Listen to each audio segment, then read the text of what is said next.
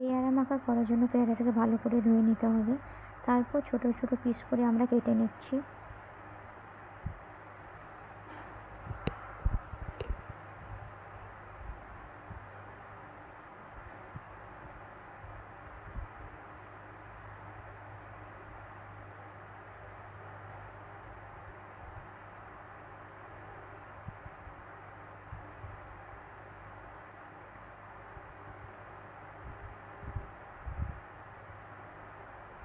আমাদের কাটা হয়ে গেলে একটা প্লেটের মধ্যে আমরা পেয়ারা কাটাটা নিয়ে নেব।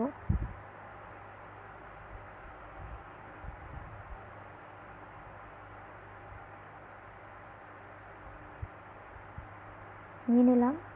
এবার আমরা এরপরে লেবু দিয়ে দেবো। টক টক ঝাল ঝাল যেহেতু হবে, লেবু দিলাম। 2 চামচ লবণ দিয়ে দিলাম। 2 চামচ চাট মশলা দিয়ে দিলাম। আর জিরে, ধনে, শুকনো লঙ্কা মিক্সিতে বেটে নিয়েছি। এরপরে ধনে পাতা দিয়ে দেবো। কাঁচা লঙ্কাটা দিয়ে দিবে, ঝাল ঝাল যেহেতু হবে।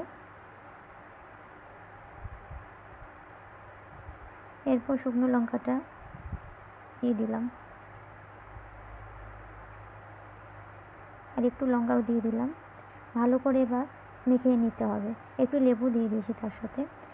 এবার বাটিতে নিয়ে নিলাম একটু চাট মশলা, একটু লেবু আর ধনে দিয়ে দিলাম। আমাদের পেয়ারা মাখা রেডি।